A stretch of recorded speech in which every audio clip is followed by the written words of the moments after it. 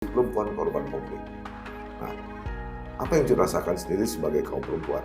Ketika pertanyaan itu saya tanyakan.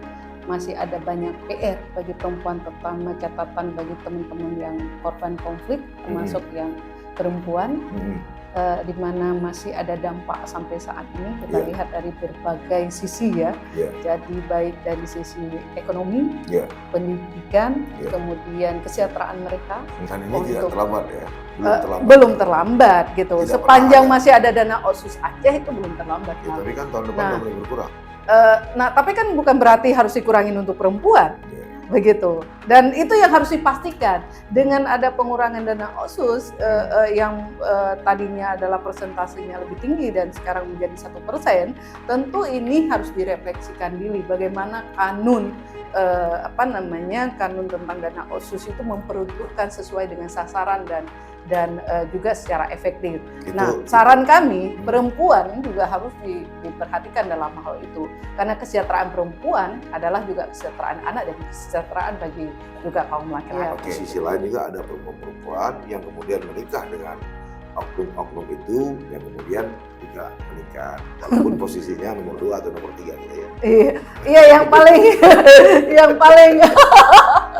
yang paling sedih nasibnya sebenarnya adalah yang paling sedih nasibnya adalah ketika misalnya kawin sebentar lalu ditinggalkan. Nah, itu juga itu padahal itu juga bahagian yang tidak pernah diperhitungkan. Tapi ada beberapa kasus gitu. Dulunya belum punya pekerjaan, begitu dinikahkan lalu dimasukkan ke perusahaan swasta atau ke PNS atau ke bank, kan lumayan untuk memberdayakan juga kan. Nah, itu bahagian dari upaya personal memberdayakan. Begitu ya.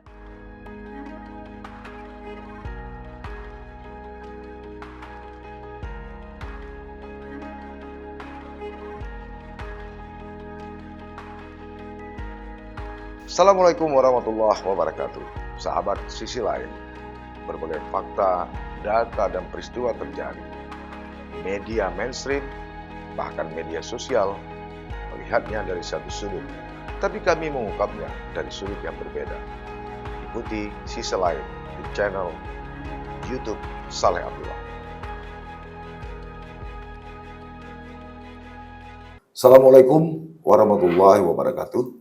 Sahabat Sisi Lain, pertemuan kami malam ini dengan narasumber kembali mencoba mengeksplorasi persoalan 17 tahun setelah Damai Aceh. Ada ribuan orang yang menjadi korban dan sisanya ada pula ribuan yang saat ini beralih berbagai macam profesi pasca konflik bersenjata antara Gerakan Aceh Merdeka dengan pemerintah Indonesia. Peringatan 17 tahun Damai Aceh pada tanggal 15 Agustus 2022 lalu nyaris persoalan perempuan tak pernah terungkap ke permukaan. Ini terus saja terjadi dari tahun ke tahun. Yang muncul kali ini adalah bagaimana bantuan pemerintah menyangkut masalah penyediaan lahan bagi 3.000 mantan kombatan Gerakan Aceh Merdeka. Pertanyaannya kemudian adalah, apakah dalam 3.000 itu termasuk kaum perempuan, baik yang pernah tercatat sebagai kombatan Gerakan Aceh Merdeka dalam kelompok pasukan Inong Baleh, atau suami mereka yang telah syahid, atau bahkan mereka mendapat penyiksaan ataupun kekerasan saat konflik terdahulu. Ada sekitar kurang lebih 1.000 perempuan Aceh yang saat ini masih hidup dan mengalami tindak kekerasan pada saat konflik yang lalu. Bagaimana nasib mereka sekarang? Apakah sama halnya diberdayakan dengan kaum perempuan atau sama sekali tidak menjadi catatan-catatan kaki dari setiap tahun atau dari tahun ke tahun peringatan Hari Damai Aceh yang tahun ini sudah merajak 17 tahun. Untuk itu kami mengundang seorang aktivis perempuan yang sejak mahasiswa juga dikenal ikut dalam gerakan-gerakan mahasiswa sampai kepada proses-proses perdamaian Aceh terwujud. Namanya Cut Asmaul Husna. Assalamualaikum Cut. Waalaikumsalam warahmatullahi wabarakatuh. Ya, walaupun ini sudah memasuki awal bulan September, tapi tidak salah kalau kita kembali ke belakang sedikit. Kita coba melihat potret perdamaian, merekonstruksi kembali soal peringatan Hari Damai Aceh. Malam ini saya ingin coba bicara sama Cut terkait masalah nasib perempuan korban konflik. Nah, apa yang Cut rasakan sendiri sebagai kaum perempuan? Ketika pertanyaan itu saya tanyakan. Oke, baik, saya senang malam Iya. ini diundang kemari walaupun kita sudah lewat Agustus ya. Iya, Jadi sebenarnya titik di mana kita harus waktunya merefleksikan diri. Iya. Masih ada banyak PR bagi perempuan, terutama catatan bagi teman-teman yang korban konflik, termasuk yang perempuan. Di mana masih ada dampak sampai saat ini kita Iya. lihat dari berbagai sisi ya. Iya. Jadi baik dari sisi ekonomi, Iya. pendidikan, Iya. kemudian kesejahteraan mereka dan psikologi mereka. Iya. Jadi sampai saat ini kita masih melihat bahwa masih ada ketidakadilan lah yang diterima Perempuan. oleh perempuan meskipun damai kita sudah 17 tahun ya. 17 tahun. Saya sudah sering menyampaikan itu. Ketidakadilan hukum, ketidakadilan ekonomi, atau ketidakadilan kelas sosial? Iya, kalau kita lihat hukum sebenarnya dengan proses rekonsiliasi yang Iya. dibangun oleh teman-teman KKR, bahwa sebenarnya kita ada proses untuk keadilan hukum gitu ya. Iya. Itu memang masih menjadi PR besar sampai hari ini. Kalau misalkan kita lihat dari sisi ekonomi misalnya juga, bahwa memang ada dana khusus untuk Aceh yang kompensasinya itu adalah untuk korban konflik, begitu ya. Akan tetapi kalau lihat dari sejumlah data yang ada, bahwa ada yang memang sudah ada merasakan, tapi masih banyak yang juga Tidak yang belum merasakan. Tadi disebutkan kalau kita lihat data ya, kalau kita lihat data, perkiraan korban konflik itu kan bukan hanya di tahun 98 sampai tahun 2015 saat damai itu, tapi kita lihat lagi ke belakang dari tahun 89 ke tahun 98. Berapa banyak korban? Kalau kita lihat dari catatan kasus itu sampai 7.000 lebih. Ya, Jadi, konflik berakhir 15 Agustus 2005. Betul, Ya, betul. 2005, maaf. 2005 tadi, 2005. Jadi kalau kita lihat dari rentan waktu kan bukan hanya bicara dari tahun 98 ke tahun 2005, bukan hanya bicara pada saat munculnya pasukan Inang Balai gitu. Tapi jauh dari ke belakang bahwa ada banyak korban perempuan di mana kalau kita lihat jenis pelanggarannya itu adalah ada pelanggaran fisik, ada pelanggaran terhadap psikologi mereka, ada pelanggaran terhadap pembakaran rumah, kemudian akses pendidikan, akses ekonomi dan yang lain. Nah, kalau lihat data dasar, kalau saya melihat membaca beberapa referensi begitu dari baik dari FPH misalnya atau dari BRA yang terakhir saya tempat wawancara Mayat Mednemika, di mana beliau adalah seorang penulis buku Aceh Bersimbah Darah yang mengumpulkan data yang banyak itu, lebih 7.000 kasus gitu ya. Di 7.000 kasus itu tentu yang dalamnya juga perempuan mengalaminya, kasus pelanggaran HAM, di mana ada dianiaya, ada diperkosa dan yang lain. Nah, sekarang yang menariknya adalah bagaimana kompensasi, memastikan kompensasi untuk mereka. Gitu. Perempuan. Sejauh mana sudah kerja-kerja KKR untuk memastikan semua data itu terkumpul dengan baik. Bukan hanya KKR, gitu. BRA juga. BRA juga tentunya gitu ya. Artinya kalau kita tadi soal hukum misalnya, soal reparasi misalnya, soal rekonsiliasi misalnya, kan kita melihat ada dua lembaga yang sudah diberikan kewenangannya di Aceh, begitu ya, di mana ada BRA, kemudian juga ada teman-teman dari KKR. Nah, kalau kita lihat data yang disampaikan oleh teman-teman KKR juga, saya sempat minta data ke mereka bahwa mereka memang sudah ada yang mengambilkan pengambilan pernyataan. Tetapi ternyata masih banyak laki-laki dibandingkan dengan perempuan gitu. Jadi ada beberapa, misalnya ada kemarin dari 5.264 pengambilan pernyataan, 37% itu perempuan. Ya, itu katakanlah pengambilan data untuk advokasi. Benar. Sekarang kita perkecil, malam ini saya coba mengajak Cut untuk berdiskusi. Setelah damai ini, perempuan korban konflik itu berdaya nggak? Berdaya dalam sektor ekonomi, berdaya dalam sektor kesehatan misalnya, reproduksi, atau berdaya dari sisi pendidikan dan lain-lain. Karena gini, bisa jadi kan perempuan konflik ada yang terlibat langsung. Betul, Katakanlah betul, dia bergabung dalam pasukan Lindung Balai yang betul, merupakan betul. sayap perempuan dari Benar, Gerakan Aceh Merdeka. benar.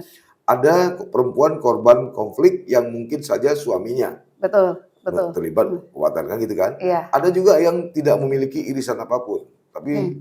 karena insiden dia terlibat. Satu. Yang kedua, korban konflik ini kan tidak hanya mantan kombatan GAP. Ada Mhm. juga perempuan-perempuan korban konflik, istri tentara, istri Mhm. polisi, Mhm. atau istri pegawai negeri. Iya, Nah, sekarang lepas dari itu semua, yang Icu tahu, di iya. mana mereka sekarang? Nah, mereka memang ada yang sekarang itu menjadi sebagian kecil ya, menjadi pengusaha, Pengusaha, sebagian kecil. sebagian kecil. Ada yang mereka direkrut jadi PNS. Oh, ada gitu. ya? Ada, Oke. gitu kan. Karena beberapa daerah misalnya mereka dulu kan diberi kesempatan untuk direkrut, apalagi pada saat tsunami juga kemarin tuh ada kesempatan mereka. Oke. Tetapi ada banyak di mereka juga hari ini menjadi kembali masyarakat biasa di kampung Nggak dapat apa-apa. yang mereka susah akses informasinya, tidak mendapatkan apa-apa. Malah kemarin misalnya ada teman yang mengirimkan data dari Kemban Tanjung, mereka menyebut keluarga adalah korban konflik dan rumahnya kita bisa lihat, saya dikirimkan proposal yang menyedihkan begitu, mereka korban konflik. Kemudian ada kawan kami juga yang keluarganya itu juga ayahnya itu hilang pada saat konflik, adiknya ditembak dan segala macam, yang hari ini juga dia tidak punya rumah begitu. Nah, artinya kalau kita lihat dari sekian banyak di mana mereka hari ini, hanya sebagian kecil dari dulunya korban itu yang kemudian mereka berdaya, misalnya oleh karena mereka sendiri memang sudah sudah saatnya berubah diri, harus saatnya mensejahterakan diri begitu ya. Berdaya atau diberdayakan, dua hal yang berbeda. Kalau berdaya ini ikhtiar pribadi. Benar, Tapi benar. kalau diberdayakan bisa jadi ada campur tangan pemerintah. Betul, betul, betul, Ya betul. kan? Ya. Yang Cun lihat ini dia berdaya sendiri atau memang diberdayakan? Lebih banyak yang mereka berdaya sendiri Berdaya daripada sendiri. kan diberdayakan, karena kalau kita lihat jenis bantuannya. Itu tadi ya. Berapa orang yang diterima oleh laki-laki, berapa orang perempuan, kita selalu melihat bahwa data terpilah perempuan selalu lebih sedikit dibandingkan dengan yang diterima oleh laki, itu pun kalau ada.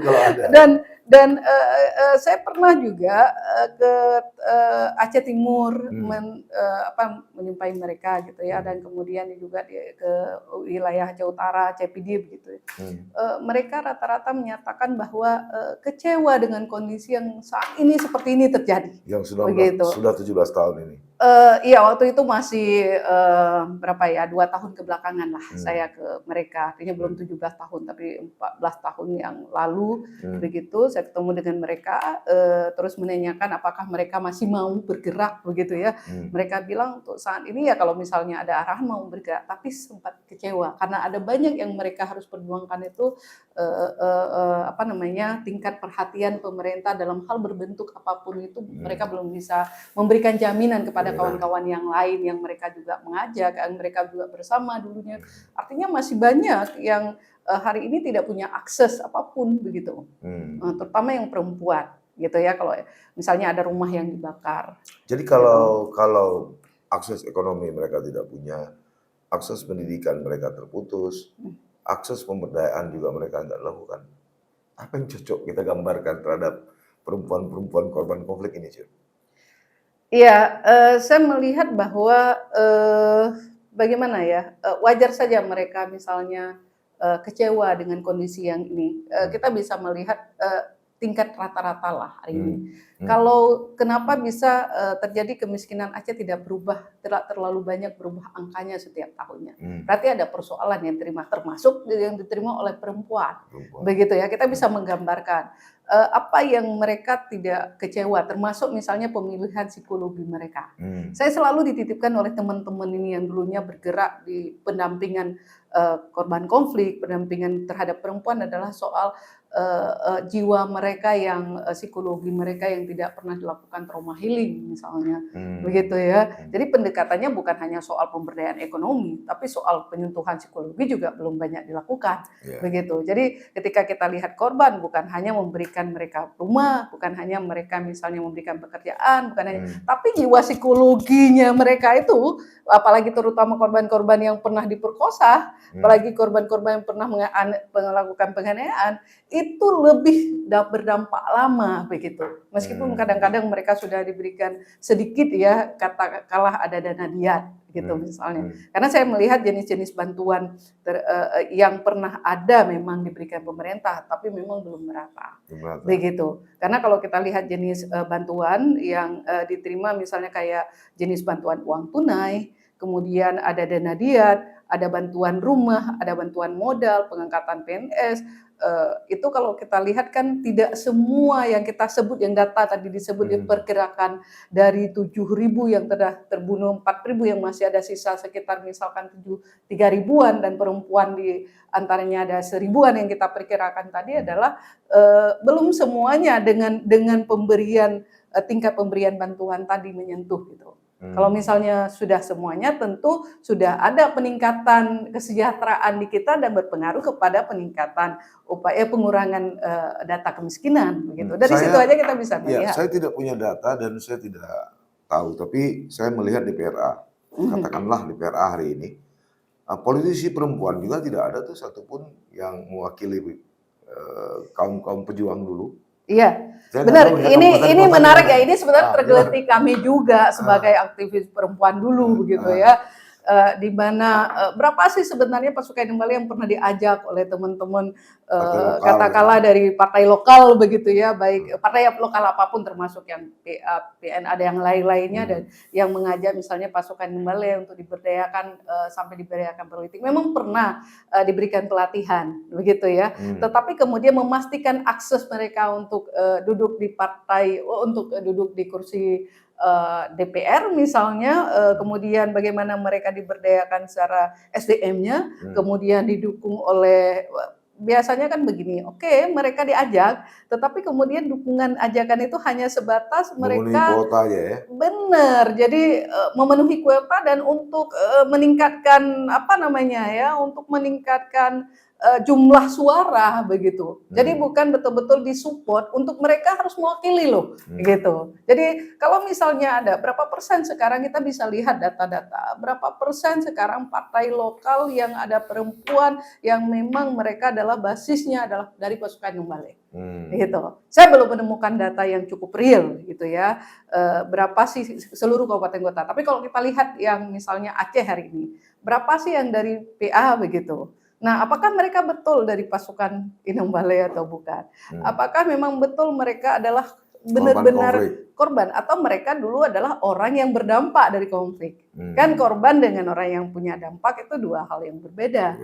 Begitu ya. Meskipun di Aceh secara umum kalau kita lihat dampak mulai dari Taniang sampai kepada Singkil, semua perempuan saat itu terjadi kekhawatiran psikologi, semuanya punya dampak. Akan tetapi yang benar-benar merasakan seperti di awal-awalnya di wilayah Paseh, kemudian di wilayah Timur, di wilayah Pidi, kemudian ada di Aceh Besar, Aceh Jaya dan beberapa daerah lain, berapa hari ini yang tersentuh yang apa namanya, yang betul-betul mereka dari masyarakat biasa yang direkrut menjadi pasukan atau mereka adalah korban penganiayaan, korban perkosaan misalnya, berapa orang yang tersentuh? Ya, gitu. ini kan soal pendataan, soal advokasi ya, fact findingnya kan ada di KKR. Ini kalau saya tidak salah mentafsir. Sementara kan pemberdayaan politik, ekonomi maupun sosial tadi itu ada pada BRA. Tapi mungkin saya tidak tahu ya, lembaran demi lembaran sudah 17 tahun Aceh Damai, kayaknya dalam buku besar BRA pun nyaris soal perempuan ini tidak ada gitu. Sebenarnya kalau kita lihat program kegiatan mereka, berapa diskusi kami dicoba memasukkan itu, ada pelatihan, tapi berapa persen kan gitu, gitu persentasenya. Apakah semua yang menjadi korban itu tersentuh dengan baik atau tidak, baik memberikan melalui pelatihan atau modal dan segala macam.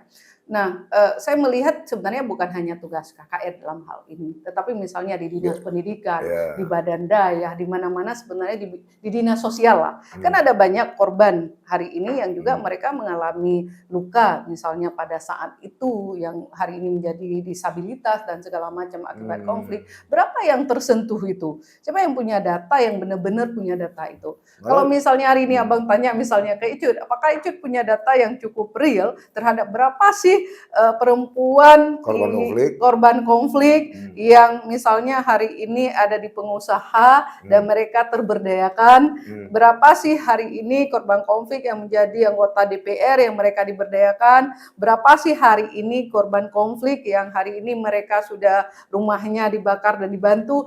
Wallahualam Bang, karena sulitnya. Kemudian berapa sih benar anggaran yang dititipkan di semua dinas untuk pada korban ini, baik secara memang ada belakangan ini sudah ada diumumkan ya, kami tadi juga udah bacakan beasiswa untuk korban konflik. Terus siapa yang bisa memastikan melakukan pendataan untuk itu? Memverifikasi. Nah, memverifikasi itu yang benar-benar. Tapi Cut kan pasti tahu lah misalnya mantan-mantan Kobatan yang punya jabatan pemberdayaan terhadap istri pertama PNS misalnya kan, istri kedua di Bank Aceh, tahu. Nah, kalau itu juga nggak punya data. Berapa sih yang sudah terberdayakan lewat proses perkawinan itu ya. Nah, itu yang tidak tercatat. Kalau kami kan sayup-sayup ya sedikit tahu misalnya kan, mantan Kobatan, misalnya pernah jadi anggota DPR, ibu pertama di PNS, ibu kedua nanti. Itu bahagian dari pemberdayaan juga, tapi diperdayakan juga. Kita kembali ke soal pemberdayaan lagi. Kira-kira apa masukan Cut melihat fenomena ini? Tadi kan soal data tidak punya, apa yang kira-kira yang mesti dilakukan kan? Jadi kan nggak bisa juga kita biarkan seperti ini kan? Benar, Icuk melihat bahwa kalau misalnya hari ini kita menyampaikan bahwa damai sudah 17 tahun dan banyak persoalan yang sudah selesai. Icuk bisa mengatakan bahwa kita belum, masih harus berjuang, terutama kita yang perempuan ini. Begitu tergelitik hati ketika Bang Saleh tanya soal data, misalnya begitu. Berapa sih orang yang perhatian selama ini benar-benar mendetilkan data itu, gitu ya? Yang itu satu, yang persoalan. Yang kedua adalah bagaimana mewujudkan keadilan terhadap perempuan ini, karena persoalan perempuan bukan hanya masalah perempuan saja, tapi juga memastikan kehidupan anaknya, begitu. Yang ketiga adalah siapa yang bisa memastikan hari ini bahwa semua perempuan Aceh yang dulunya menjadi korban atau pasukan yang lain itu adalah tingkat kesejahteraan semakin bagus, begitu.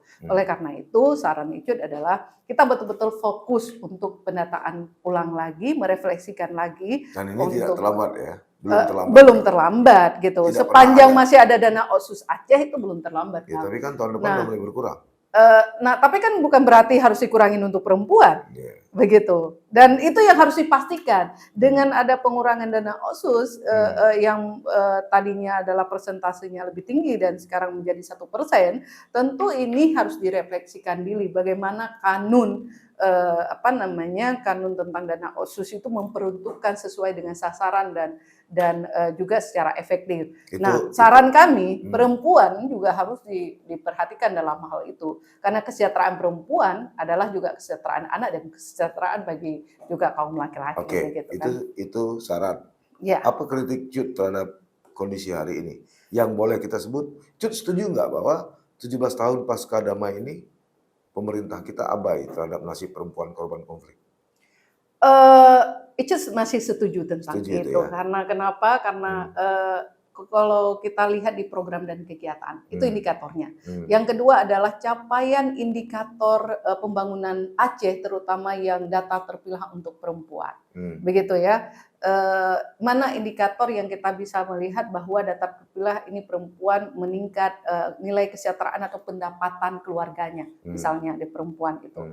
Dan indikator berapa petani ya gitu yang dari perempuan yang kemudian meningkat kesejahteraannya. Berapa nelayan yang dari perempuan meningkat kesejahteraannya. Berapa data terpilah terhadap itu. Jadi indikator-indikator pembangunan terhadap perempuan hari ini adalah sangat sulit didapatkan. Itu artinya bahwa kita masih abai memperlakukan, termasuk memperhatikan capaian indikator pembangunan khususnya terhadap perempuan. Lalu apa tugas dan peran LSM perempuan?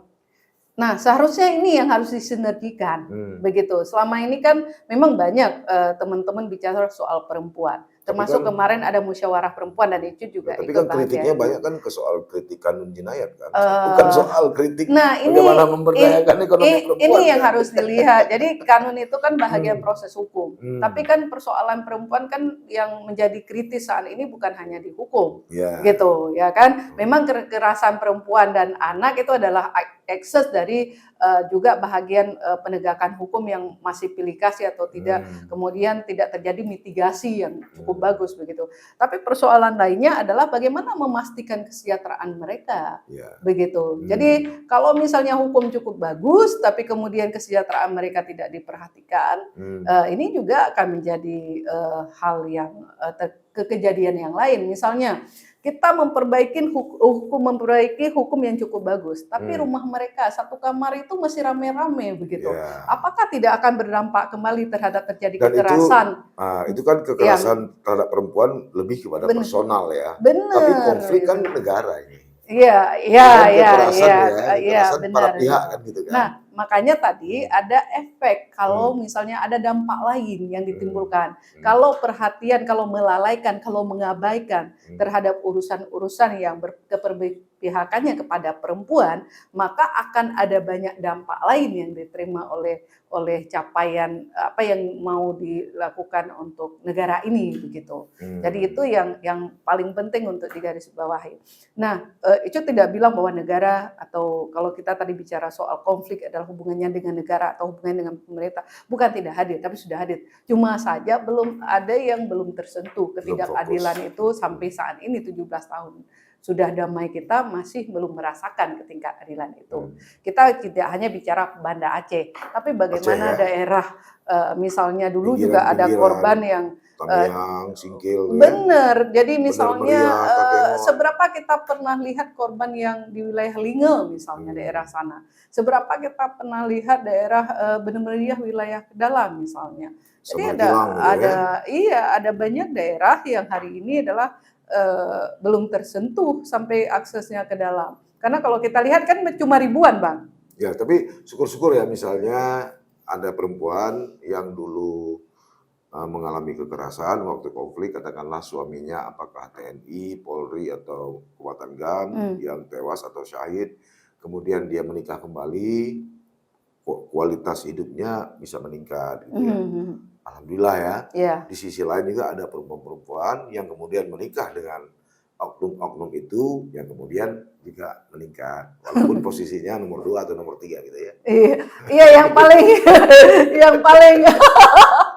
yang paling sedih nasibnya sebenarnya adalah yang paling sedih nasibnya adalah ketika misalnya kawin sebentar lalu ditinggalkan. Nah, itu juga itu padahal itu juga bahagian yang tidak pernah diperhitungkan. Tapi ada beberapa kasus gitu.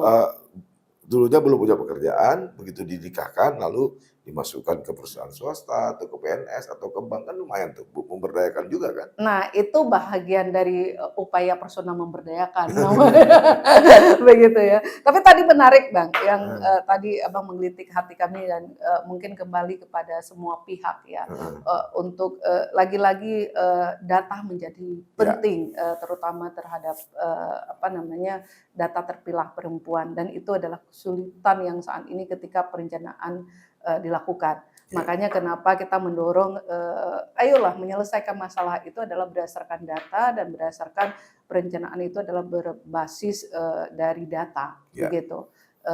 Dan makanya kenapa penting supaya tepat sasaran. Ketika data kita tidak tahu, siapapun itu, kalau misalnya hari ini yang tadi yang sempat Abang tanya itu, maka akan terjadi pengabaian hak bagi termasuk perempuan. Gitu. Baik.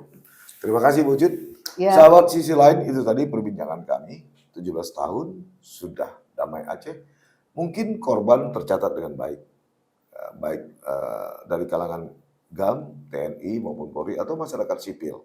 Tapi begitu kita bicara soal sektor perempuan yang mengalami korban konflik, ini masih menjadi tanda tanya dan pekerjaan rumah besar. Akankah data ini juga abai ketika rakyat Aceh memperingati Hari Damai tahun depan? Tentu waktu yang bisa menjawabnya.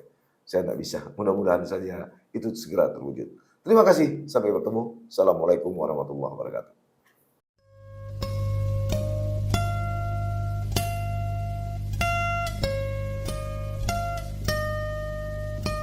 Jangan lupa like, komen, dan subscribe. Serta aktifkan lonceng notifikasi